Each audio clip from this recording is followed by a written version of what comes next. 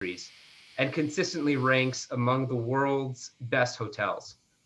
In 2006, Mr. Sharp took the Four Seasons private in a nearly $4 billion deal backed by Microsoft co-founder Bill Gates and Saudi Prince Al Walid bin Talal. In 2015, Shara Shemaim's main sanctuary was named in honor of Max and Lil Sharp, Mr. Sharp's parents of blessed memory.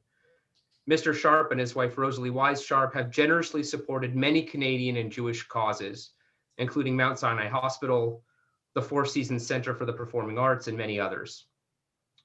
Mr. Sharp founded the Terry Fox Run in 1981, which is the world's largest single-day fundraiser for cancer research. In 1992, Mr. Sharp was made an officer of the Order of Canada. Mr. Sharp, we are thrilled and honored to have you with us tonight. Good, thank you, Ian. And it's a pleasure to be part of this evening's event. And I understand later on they're going to have a Q&A, which I'm pleased to respond to anything that might interest you. But first, I've written a few thoughts about my parents, Lil and Max Sharp, that I'd like to share with you. And you asked me, what was my early memories of the Shara Shamayim. Well, what I know was when I had my bar mitzvah, the Shara Shamayim synagogue was on St. Clair, and it was only a basement. I mean, you didn't see a building, you saw a concrete roof. So we walked downstairs to the sanctuary. And later on, the building was built. And my dad was part of the building committee then that built that Sinclair Synagogue, and as well as the one that we are presently the Shara Shamayim of today. So we've got many, many wonderful memories of our parents. So allow me to share a few thoughts that I've recorded. To Max and Lil, anything was possible. And when Max met Lil, that's when it all started. They were married June 12th, 1927. They told us that for their honeymoon, Max stayed home until 9 a.m. But their honeymoon never ended. Indeed, it was a bond for life, mutual love and respect. They produced 4 children, 20 grandchildren, 38 great-grandchildren, and with husbands and wives, a family of almost 100. Lil Sharp had an exceedingly strong character with no self-doubt, no vanity, and little use for a sense of humor. She spoke her mind, not always tactful, but all was forgiven because the lady just didn't know malice. She ruled the house with an iron hand and probably invented the phrase, tough love.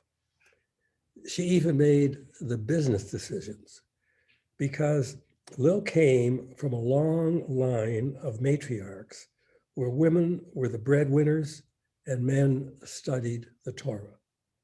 So she felt that women were the smarter sex and men had to be humored and handled. So even though I was the only son, I was not given any special regard. As a matter of fact, once when I was about 5 years old, I came home with blood dripping down my face because from a cinder fight that we used to have with anti-Semitic kids in the neighborhood. And Lil took one look, saw that I wasn't hurt. He gave me a slap across the face as she normally did and said, look what you did to your shirt. Now just go out and play. So with my 3 sisters though, however, they were indulged with women's lib privileges. My sister B went to Israel alone when she was 16. And my older sister, Edie, once brought home a boyfriend she met while working in the Catskills, and my mother made up the living room couch for him and no questions were asked. She just trusted us without any doubt. And speaking of taking charge, when our Cocker Spaniel Blackie gave birth, Lil stayed up with her all night and then cut the tails of the 5 pups. And of course, the legendary Friday night dinners. We were all obliged to show up for dinner no matter what. And over the years, it grew to a cast of over 40. And she did everything by herself with a 1-oven stove. And we were all sent home with the fried wings and chicken soup and liver, enough food to last until the middle of the week. And Lil didn't have to repeat herself very often for us to listen. She had a very definite way of expressing herself. But Max never raised his voice or raised his hand to any of us, but we all listened and learned. So I thought it would be right to go back in time to Max's history. Max Sharp was born in 1902 in a small town in Poland called Oświęcim, now known as Auschwitz. His brother Nathan traced the family tree back more than 200 years to 1784. Max's great-grandfather was a scholar, a chief judge who wrote a book which was published called Paths of Propriety. Propriety, integrity, respect, a family value system handed down for more than 200 years. Max's father was a pious Jew, a shochet, and was called the wise man of the village. They were a family of 10, 6 boys and 4 girls. The family was forced to separate because of World War I and the pogroms. Max, age 13, moved to Czechoslovakia with the grandparents. After the war, Max left home and got a visa in Vienna to enter Palestine. He arrived in Palestine on April 18th, 1920, age 18. He was the first of the family, the first kibbutz in Degania. He worked in the fields by day and helped defend against Arab raids by night. But looking for a new challenge, he set out again and October 17th, 1925, arrived in Canada. He met Lil, and that was a challenge. He had competition, a wealthy suitor. But Lil saw in Max his vitality, his strength, and his love. Lil chose Max, the pioneer, the chalutz. He worked as a plasterer for $15 a week. He wanted a raise, they said no, so he decided to work for himself. On his very first job, he lost everything he had, plus the next few years' earnings. They struggled through the Depression of 1929. Then in 1938, he started as a builder, a horse and plow. He broke his shoulder, but kept on working. We moved a lot over the next 10 years. Max would build a house and Lil would sell it. Sometimes Max would build and then Lil would say, let's move in, and she would sell our house and then we'd move in, and we just kept moving. Sometimes Lil would sell before Max had built anything. So we just moved wherever it was convenient, no questions asked. It didn't really matter to Lil or Max. They just picked it up and we moved with no movers, just a trailer behind a car. We moved 15 times before I was 16. Max was a man of great inner strength. He had a remarkable faculty for understanding and tolerance.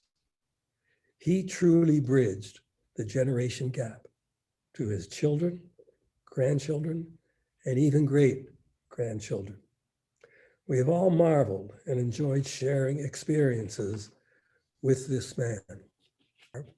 I'd like to read a short paragraph written by my wife, Rosalie, for Max's 90th birthday. And I'm quoting, "You look at Max Sharp, the metal of the man.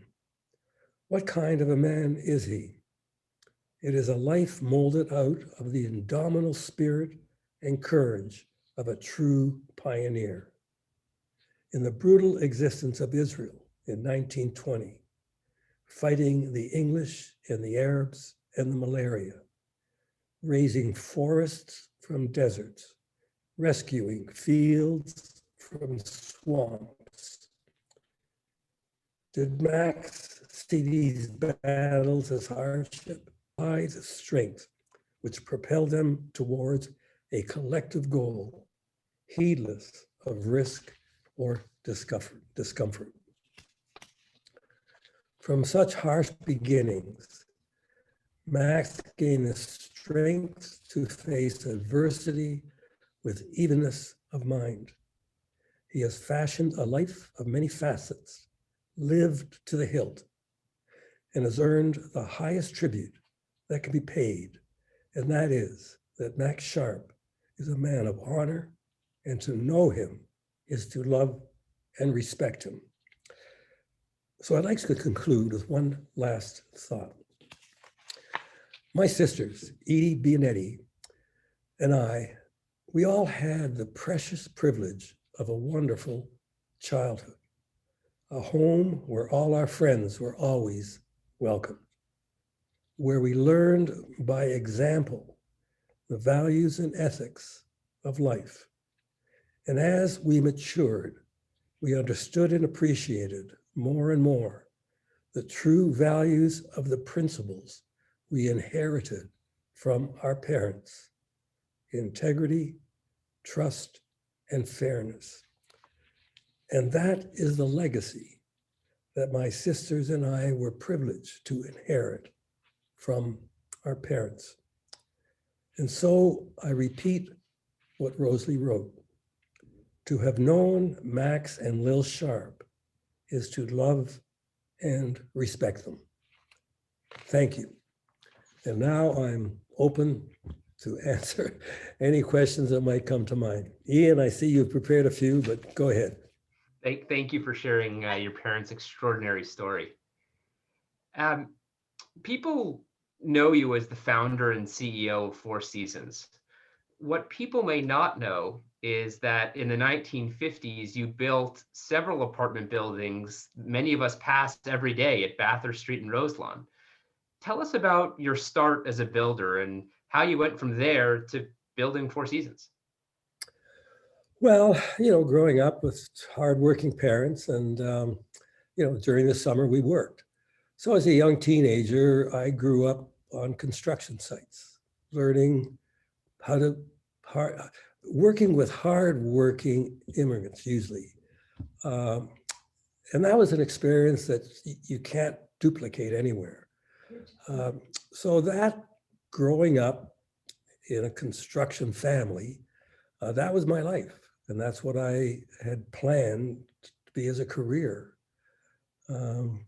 So the lessons learned during the course of a young kid doing all the grunt work, but slowly you gain a little understanding of what life is all about, working with people who are so grateful just to have a job.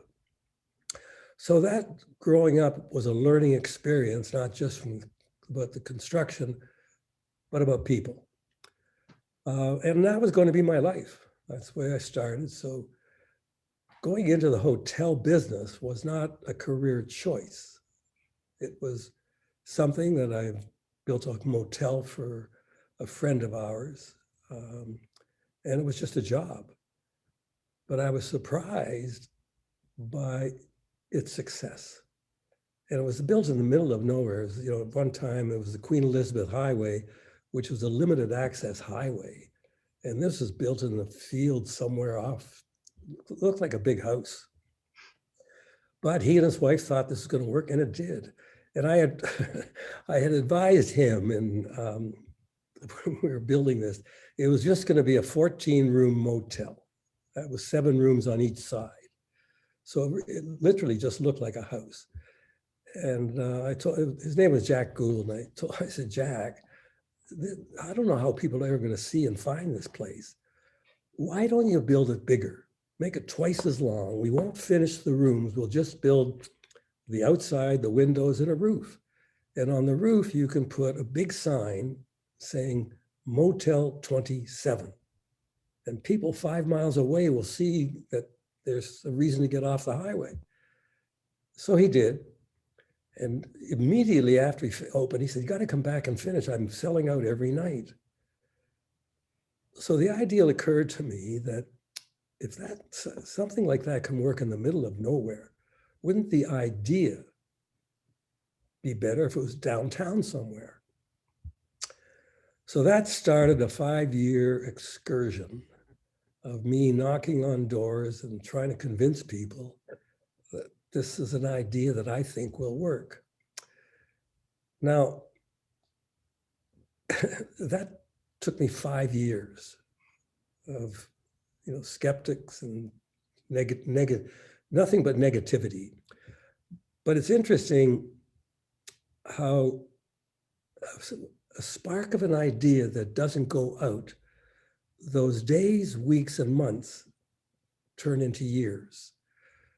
So that belief and conviction gives you the reason to continue to persevere. Eventually it worked, and that became the first Four Seasons Motor Hotel on Jarvis Street. And that was the beginning. But I didn't build it to go into the hotel business. It was just a real estate deal. And my intent was to sell it as you would do with any real estate. So that was the beginning.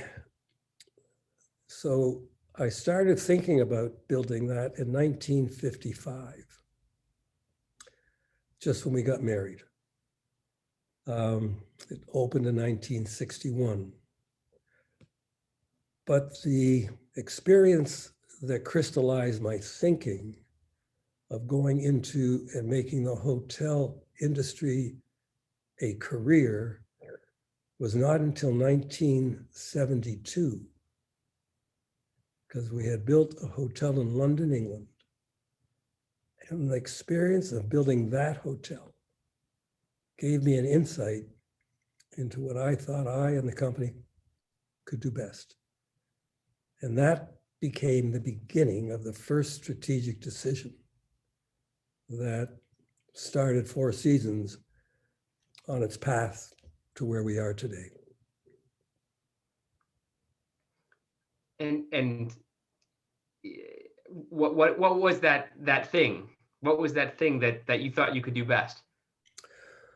Well, at the same time that we had been building, the hotel in London was our third hotel. First was Jarvis Street, the next was the Inn on the Park in Toronto, and the third was this new hotel in London, the Inn on the Park.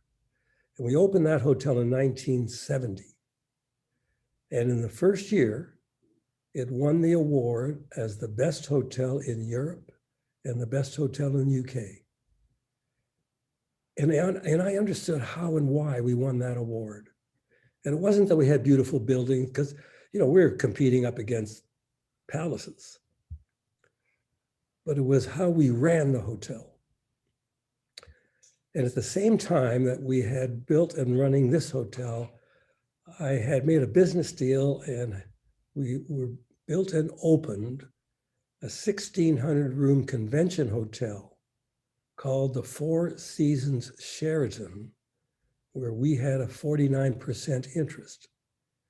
And the contrast of how that hotel, the convention hotel, ran, and how we were operating our boutique hotel gave me an insight that made the first strategic decision of the company, which was that we would only operate medium-sized hotels of exceptional quality, and we're going to try to be the best. Now, you can look at the first part of that, to specialize and only run one type of operation. That's no big deal.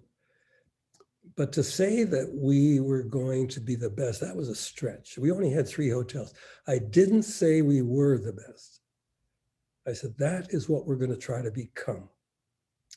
And that then set the path where when we reconstruct the history of the company, that was the first of 4 key strategic decisions that has become the foundation that we still rest upon to this day. You've spoken and written extensively on the golden rule being the ethical credo at the center of Four Seasons' unique culture. Do unto others as you would have them do unto you. A research analyst from National Bank once wrote that the golden rule is, quote, the most distinguishing feature of the company.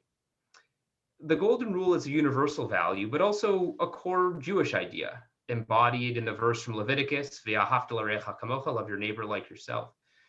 How did you turn this principle into a management philosophy? Well, as you say, it's part of our Jewish culture. It's part of every religion's culture. Many years ago, when we first used this principle to write out our mission statement, I asked Rosalie, do some research. Who were the scribes? Where did this start? Who wrote out just what you've described, this profound statement of the golden rule? So she came up and showed me a list of 10 religions, and the heading of it was every religion is demonstrated by the first rights of all our first rights. And each religion's scripture described in their different words the principles of the golden rule.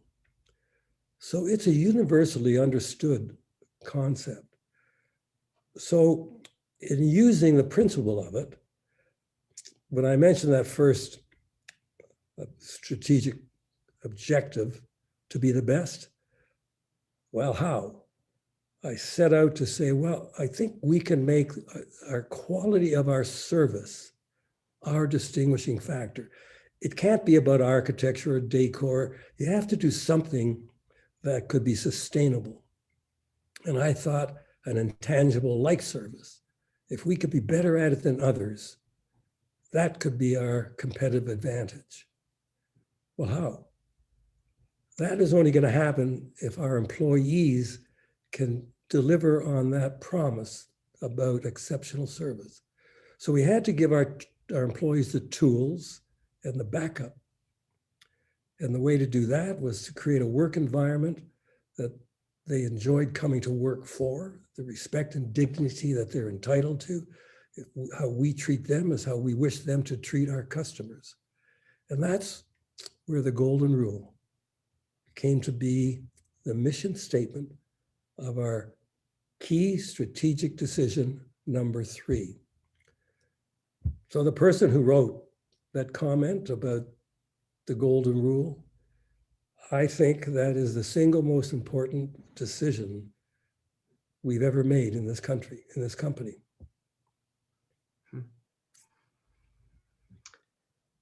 You've written about your remarkable wife, Rosalie's involvement in your and Four Seasons' success. What makes for a great partnership in life and in business?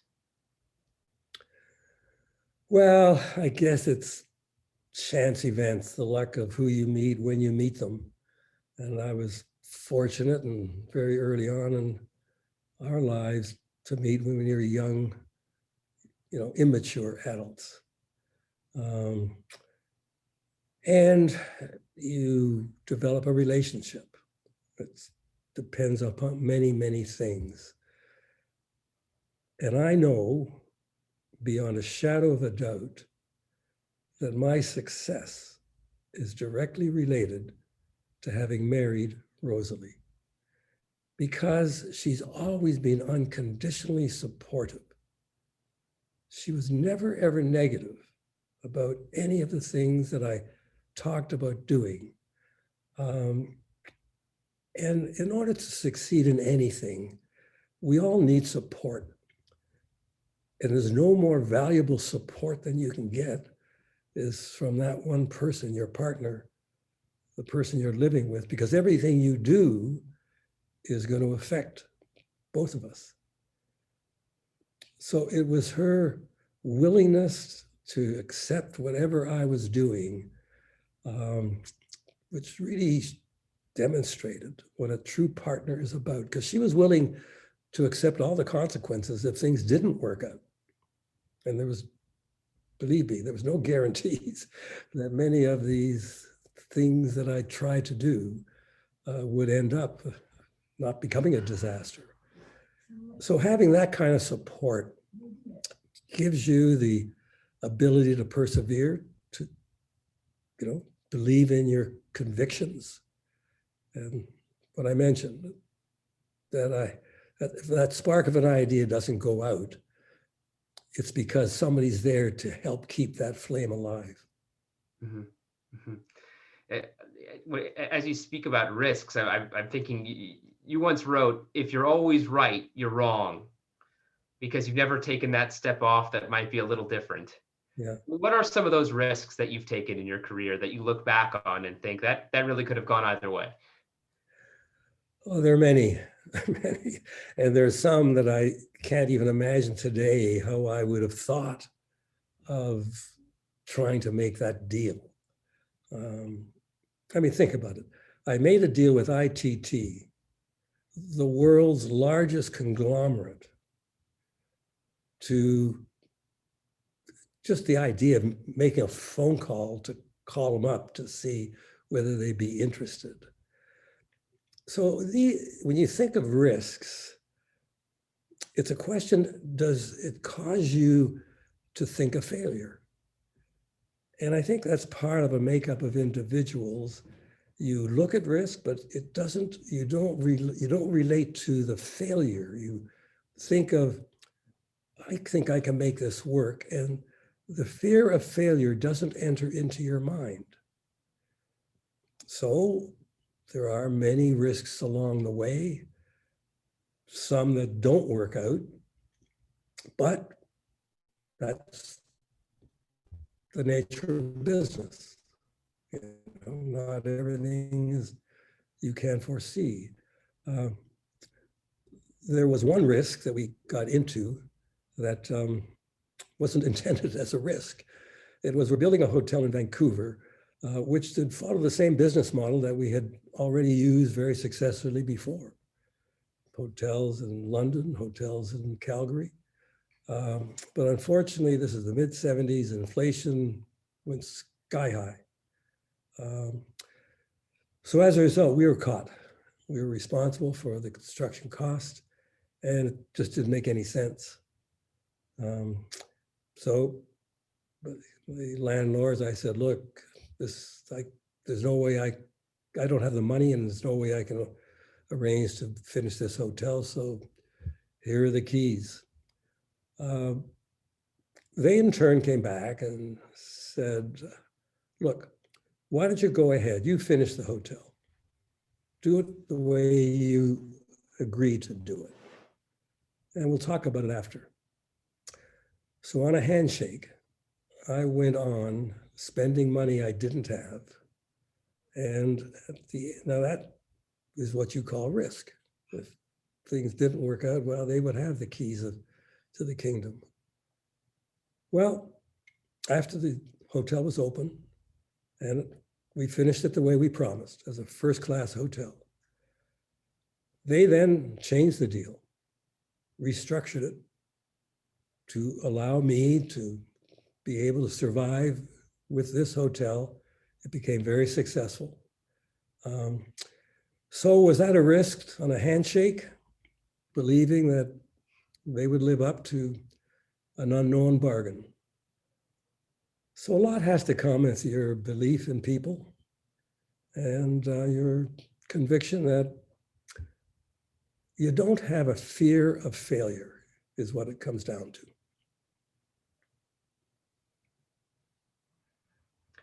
Since the beginning, Four Seasons has been an innovator. You were the first to put shampoo in guest bathrooms, build fitness facilities and spas. These have all become industry standard. How did you create a culture of innovation at Four Seasons? Well, um, it's from day one is that you have to figure out how can you compete in a very competitive industry. So as I said, I didn't know anything about the hotel business. So I approached it from a customer's perspective. What to build and how to operate was really thinking it from what would they consider to be a value, what would be important to them. So all the ideas that you refer to as our innovations, we're just simply thinking it through that way. You would all think of the same thing. If you're But no one else did. well, that's perhaps because I didn't have any understanding of the hotel industry. Those people who did probably thought you can't do that. It's going to cost too much money. And that's the way people talked about it. They said, you're crazy. You're going to go broke doing these things. But I believe people would pay for value. So it's not a question of what the price is. It's a question is it of value to them? And I believe by giving people, things that they consider to be important, away from home and office, they would pay a price that would, support. So all these innovations happened over years, just from that simple thought, being customer centric, thinking about how do you attract and retain a customer. It's 101 of business. We all do it. We all try to build a business that attracts customers to buy your product. So those innovations from day one are continuing to this day. A good example, we're now faced with this horrendous crisis, the pandemic. Well, when this broke out and business just crumbled, and fear stepped into everybody's concern about what's going to happen, our president of hotel operations, Christian Cleric, who has been with the company well over almost 25 years now, came up with an idea. He approached Johns Hopkins Hospital to ask them to act as our consultants in what should we do in operating hotels that would assure our guests comfort and safety. And they drew up a program for us, which we incorporated into every hotel. And that program is called Lead with Care. Well, that's the way innovations start. People understanding what's the next best thing to do. So it's ongoing. And yes, we're the first to do many, many things. But they all been copied. They're now all part of the industry, which is good, because if it's a better industry, we all benefit from it. But the one thing that cannot be copied is a corporate culture. And that is what we have built on, which has become, and that's what the Golden Rule has allowed us to become. Created a corporate culture that cannot be copied. Now, other people can try, but a culture in a company grows from within over many, many years based upon the actions of its people. So all those things that people copy, that's fine. But the one thing that holds us different is the culture of the company and our people.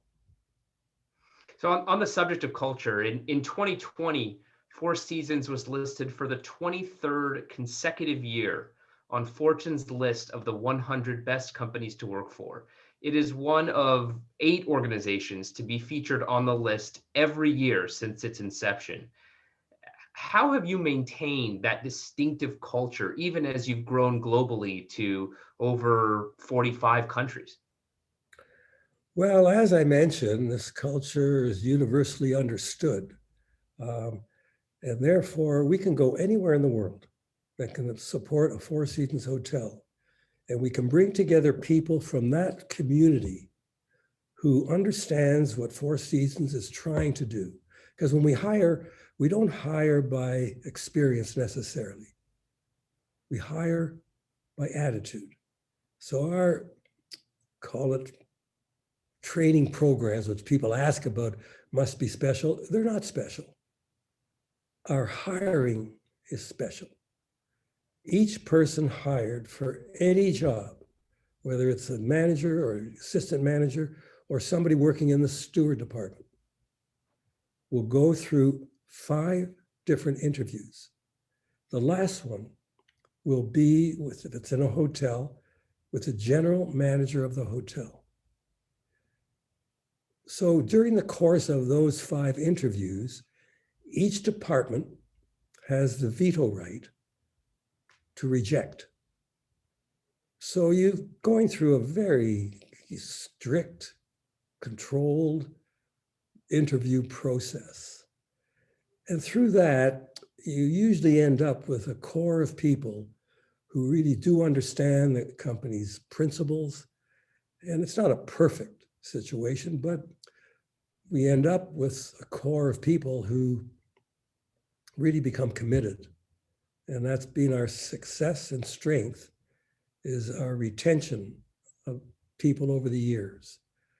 So that's given us an opportunity that we can go anywhere in the world and we'll bring together people from that local community.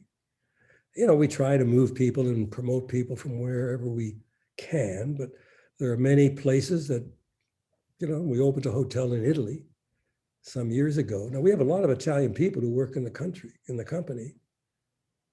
We said, you know, for in terms of promotions going back, they said, I came from there. I don't want to go back now. But we had many of them go back during the course of the pre-opening to help open the hotel. So we only had one person who had Four Seasons experience to work in that hotel. Yet, when it opened, it achieved the highest ratings of service from the people that we hired in the local community. You mentioned COVID and your partnership with Johns Hopkins. 2020 global occupancy across the industry was down 50% or more in some cases. How do the challenges posed by COVID-19 compare to historical periods of stress like 2008 and 2001? And how do you see COVID-19 having a longer term impact on the travel industry, if at all? Well, like all the, previous, downturns in the economy, we faced them all. Nothing has been as dramatic or as far reaching in terms of what this pandemic has called, because it's worldwide. They talked of 2008 being called it the Great Recession. Well, that's just business. And we knew over time that's going to correct itself. But when this hit, there was no way of knowing anything about it. So it's been more than 50%. If we were running at 50%, we'd be very happy. So many of our hotels closed. They're not all. Anything else in life, it is being now under some kind of control. And therefore, we will reach the next new normal. And hopefully it's going to be sometime by the end of this year. When that occurs, people will get back to the way life was before. They will adjust to things like we've got operations in our hotels with Lead with Care. But human nature is such that nobody goes backwards in lifestyle by choice. So I think there's a pent-up demand when this is all over. People are going to get back to what they enjoyed doing before. And the hotel industry is rock solid. So I believe we've taken our knocks for this year, next year. It's going to take a couple of years to get the rebound. But 3 years from now, I think the pandemic will still be in people's mind, but they'll be more comfortable with it because I believe the world will now deal with it in a manner which doesn't allow it to cause the trauma that it did. So it's a few years of difficulty. But look, when you build a hotel, it's going to be operating for the next 50 to 100 years. So you can't make business decisions based upon what's happening 1 or 2 years. During the course of any cycle, we're going to go through the good, the bad, and the ugly. And you're in the financial world. So you see that there's always the good times, the boom, and then the bust. Well, you adjust to those. So you manage your financial affairs to be able to get through those times without undermining the strengths and the viability of your company. Before we go to the audience Q&A, many people have faced personal and professional challenges in the last year.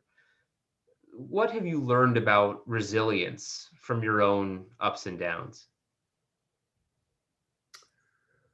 Well, I think a lot has to do with the support you get when these problems occur. And we all have our principles and values. It's only in the difficult times that your principles are really tested. And do you manage to be able to stand up for those principles when it really counts? And as a company, we've been fortunate that that's when our people come to be tested and measure up. And that's when support is needed the most. And I think that's how we get through these things. And that's what's being demonstrated within our company. The support we've received from so many people who've been there to help.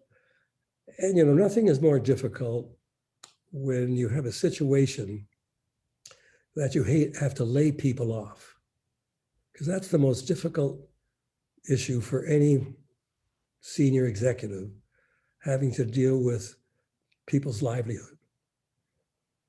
Well, in that process, having the compassion and sensitivity of having to understand what the person might be going through and how you can help them through that, that's what principles are all about. And fortunately, in our company, we've had so many people who've been able to rise to that occasion during this pandemic. Okay, so I'm gonna now open it up to the audience questions, and to those in the audience who have questions, please feel free to use the chat function to submit your questions, and I will read them off. So our first question comes from Zahava Stadler.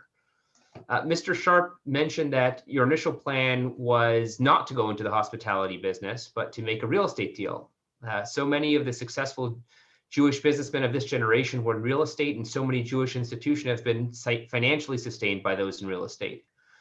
The community I grew up in New Jersey was supported by a cohort of refugee builders, Holocaust survivors who found success in real estate. For those of us who aren't of that generation, what was it about being a Jew in North America starting out at that time that made real estate such a common path to success? Well, I think as you've described, much of the real estate here in Toronto, but I know elsewhere around the world, um, was developed by immigrants. Because they had to understand, when immigrants came to this country, they came from oppressed and places where they were restricted. They couldn't own a building. They had no access to capital. They were always shunned and kept under, whether it's through anti-Semitic issues or just the nature of the locale. So when they came to North America and they knew that there's a place you can go to borrow money, and there's a place I can actually buy that corner store. Well, they saw opportunities everywhere. We might be driving by a place that looked like a farm. They would see a city. So their imagination gave them this, dream of what was possible. So it happened not just here, it happened so much more so in North America, because Europe was, again, held back by historical, discrimination. So I think the real estate industry, having been developed by many, many, Jewish entrepreneurs, Italian entrepreneurs, it became when they looked at that, it was just a golden opportunity. And so where local people were hesitant, they just pulled ahead. The next question is about the history of the Four Seasons in Israel. And I personally want to know, will there ever be a Four Seasons in Israel again? Well, there will be. We've been working on a site in Jerusalem for 20 years. But like Israel, there's so much politics involved in every step. I'm not sure that's going to go ahead, but we are working on a project in Tel Aviv with a major developer that I believe will sometime in the future go ahead. So it's a major condominium as well as hotel. So yes, one day in Israel. Great. The next question, for the younger people on this call, where do you suggest the great opportunities of the next 20 years will be? Well, clearly it's, technology has taken over in terms of what the opportunities have been and will continue to be. So, listening today to artificial intelligence taking over the world and China being, leading in that capacity. So technology clearly is a field that is worth being prepared for. But there's always the existing, types of industries that will continue to flourish. As I mentioned, the hotel industry covers many things, and not just hotels. It's an industry. It's the largest industry worldwide, encompassing food and beverage, travel, hotels. So I'm not sure, I can't describe because I'm not familiar with a lot of the things these days, but education, whatever education you can get, doesn't matter, will be crucial to your ability to succeed. And having the understanding that it doesn't have to be some great new idea. You can build on some existing ideas that can make for a good way of life. But is there going to be another Google? Is there going to be another Amazon? Sure. For our next question, in 2009, when asked if anything will change permanently, you answered, there's going to be an enormous swelling of business growth. No matter how good technology is, you can't conduct business by talking over the phone. Do you still believe this to be the case in our post-COVID world? Yes, we're here on Zoom. We're doing this now because we have no alternative. But years ago, there was video conferencing. And at that time, people said, why would you travel? You can get on a screen and talk. You cannot do business without dealing face to face with individuals. Yes, this is a good form of communicating because we have to. But in order to really get an understanding of who you're working with, body language, to getting a sense of individuals' style, will always be the case. And people are interested. You can't think of going and doing business in Indonesia talking on a screen like this. You have to go there to get a sense of the people. What are they doing? What do they really mean? We might speak and understand the language, but there's an understanding of how that language is spoken. What does it really mean? I mean, I remember making some terrible gaffes when we were working in Japan. I didn't know it was not correct to do some certain things. So I think it will improve our way of doing business, but it will not take away the necessity of eye-to-eye contact and once again, being able to shake hands. Our next question, what are the other two strategic pillars upon which the foundation of Four Seasons was built? The two already mentioned were the golden rule and focusing on the niche of medium-sized hotels of exceptional quality. Yeah. The first was what I said, only operate medium-sized hotels. The second strategic decision was to say that we are going to make service our competitive advantage. It wasn't going to be about the architecture, decor, or location.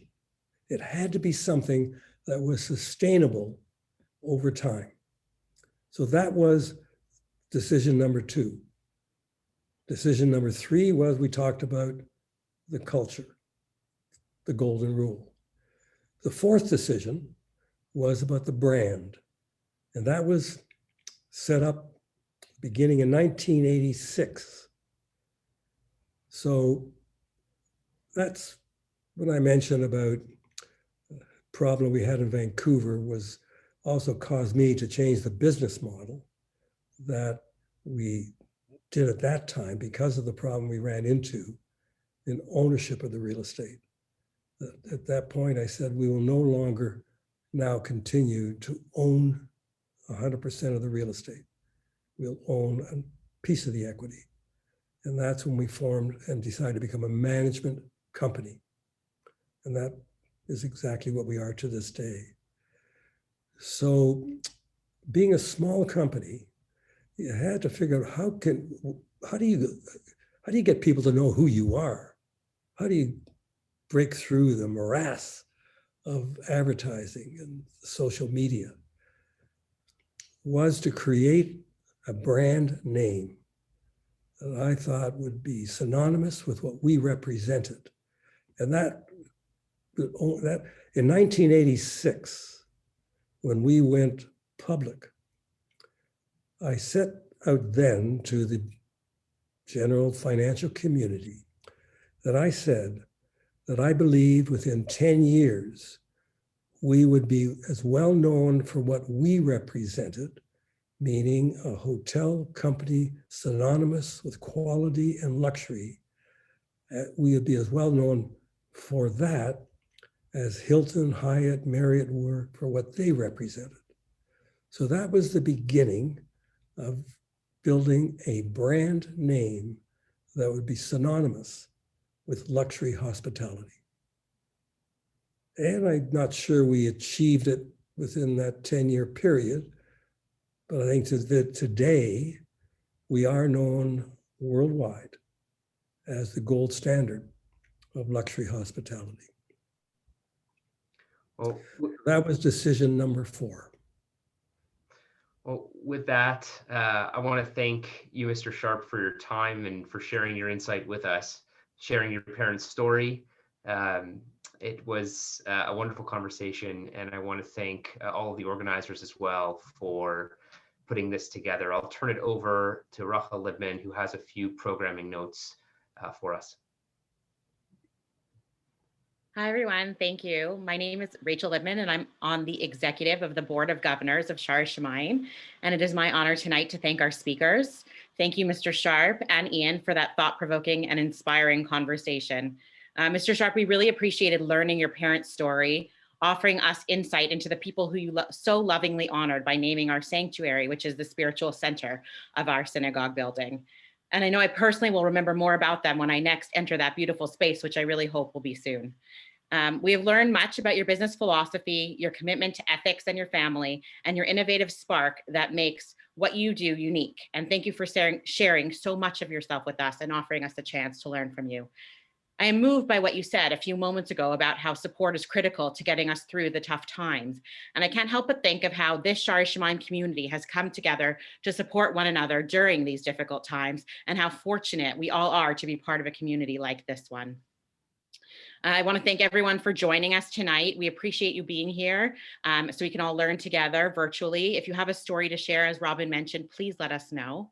Thank you again to all the organizers, Rabbi Strauchler, Robin Gofine, our programming committee. Thank you, Ian, for your incredible questions and insightful narratives. And thank you, Nicole and Maytal, for running the behind the scenes.